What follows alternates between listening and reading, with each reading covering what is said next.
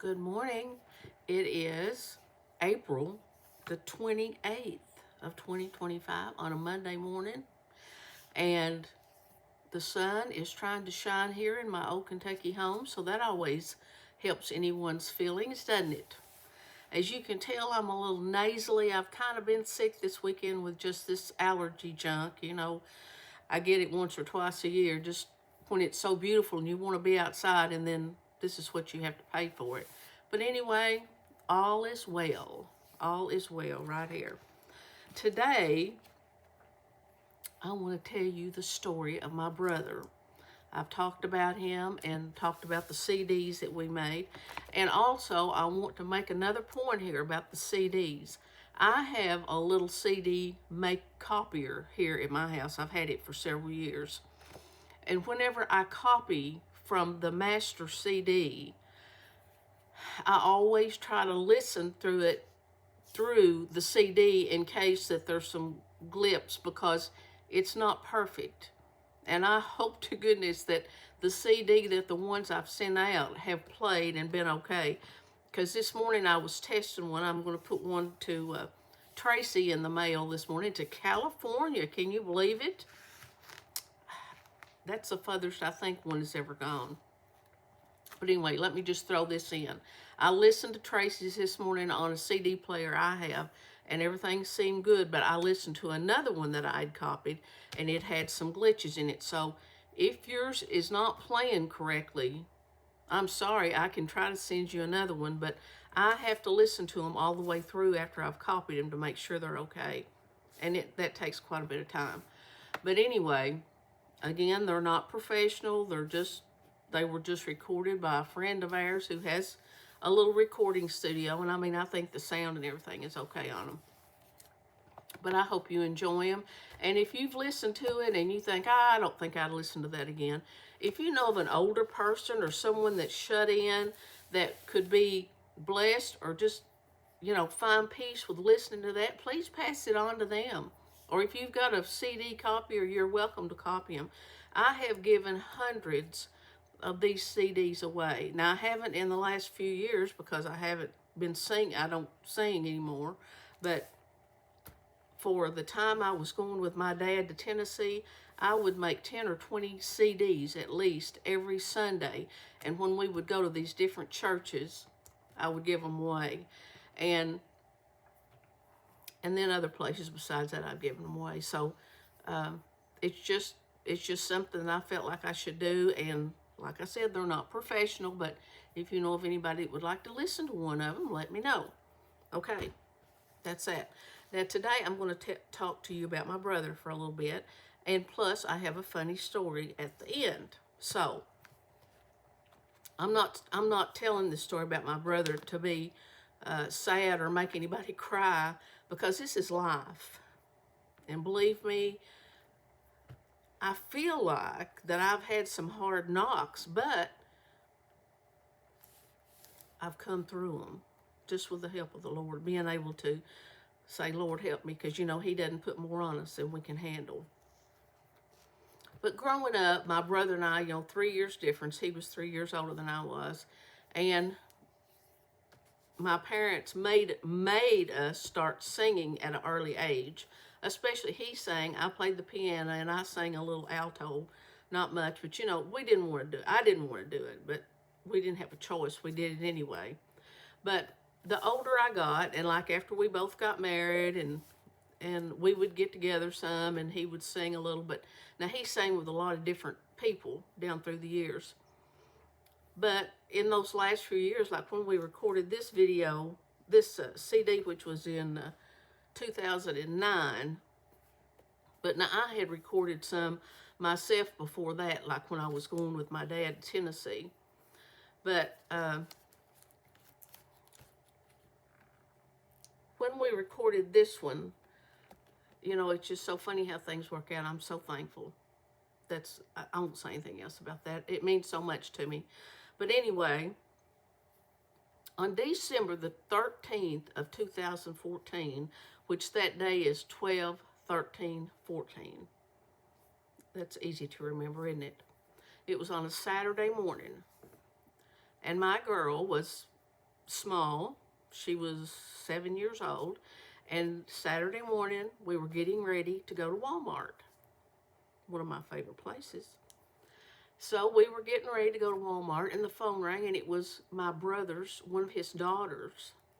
And she was crying so hard that I couldn't hardly understand what she was saying, but she said that my brother had been in a bad car wreck, and they had shipped him out to a larger hospital. They flew him out. Well, you can imagine how that made me feel. You know, you're just in shock. So that changed the plans for the day. So I had to drive like over 2 hours to where he was, to the hospital. And he had 3 daughters. They were, I think that, yeah, they were all 3 married at that time, and his wife and me. Well, we were in, you know, this waiting room trying to find out, you know, more information about him. And it was horrible. Is what happened. He pulled up, or he was coming up to a stoplight, and the light was green. So he was coming like this way, and there was a big RV camper, the one that you drive, was coming this way, and their light was red, but they didn't notice it. And they went through the red light and hit him right on the passenger side. I mean, on the driver's side, I'm sorry. They T-boned him. And slung his car, you know, way off. And I mean, it was purely an accident. Only God knows why something like that would happen. So here we were at the hospital. I mean, heartbroken, crying. We were all crying, praying, Lord, please, you know, let him live, don't let him die. We couldn't stand the thoughts of that. He'd never hardly been sick at all in his whole life. So when we finally saw him, you wouldn't have even recognized him because his head was so swelled. And they said he had a traumatic brain injury.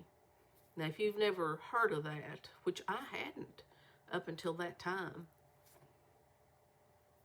it's pretty much, your brain is pretty much scrambled. You're not going to, if you get over a traumatic brain injury, you can have long-term effects. Sometimes people say that the people that have gotten over it, they never,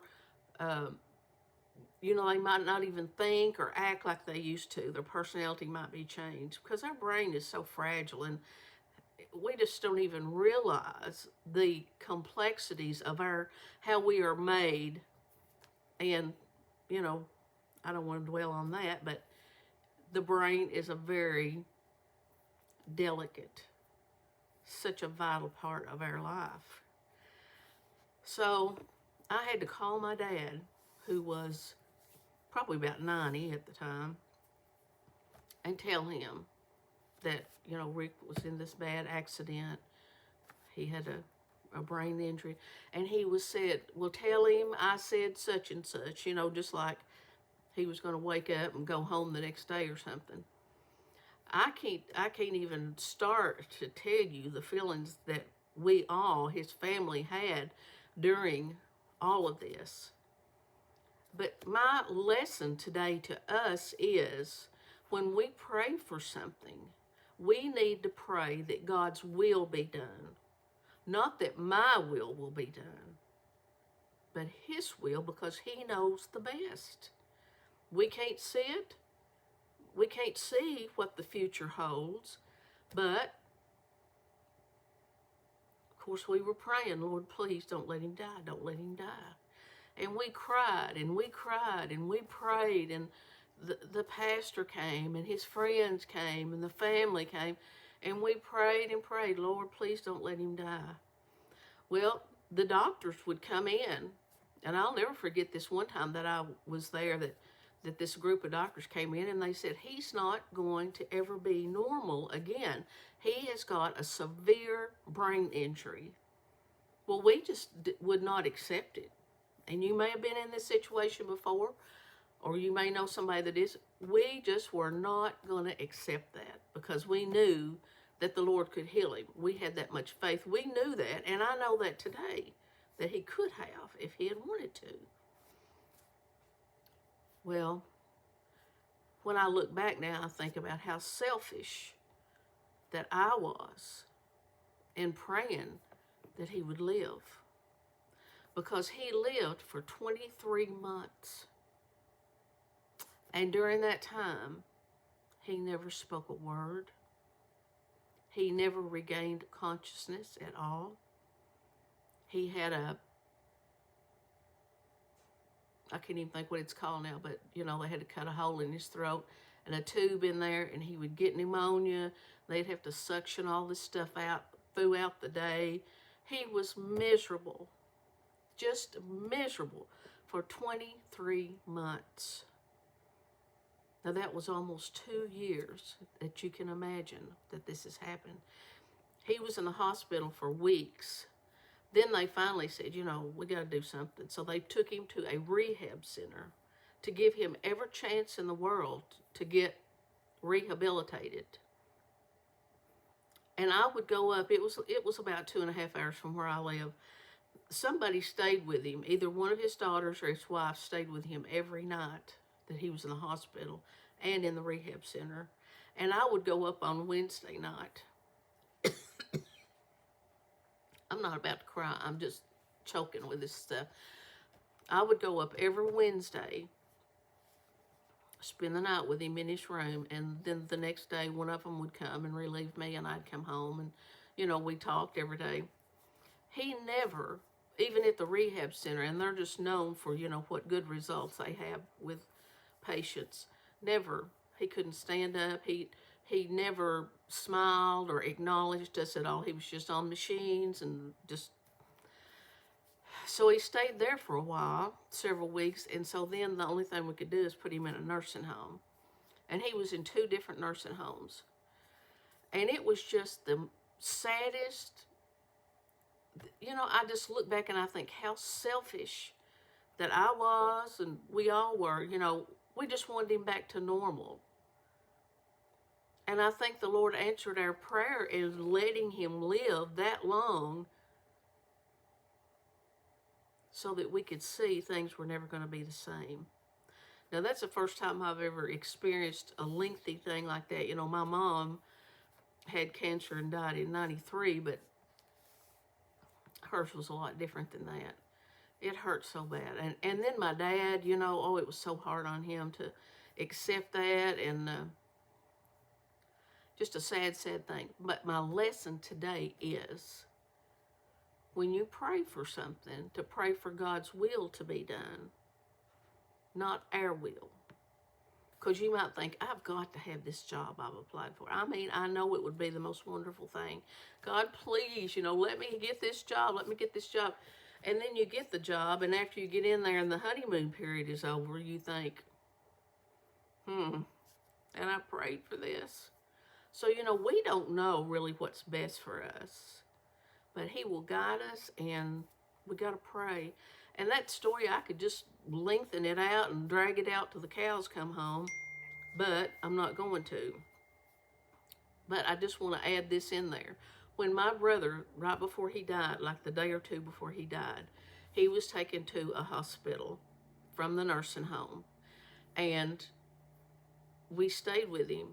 My sister-in-law, me, and the girls, we stayed with him throughout the night, and he died like early that next morning. Well, that was in 2016. I think I'm telling you right, it doesn't matter. But like a year later, my dad died. And do you know, and this was not in the county I live in, the hospital that my brother died in. My dad fell one morning, and we took him to the emergency room, and he had broken a hip, and he got real bad. And they took him to this same hospital where my brother died.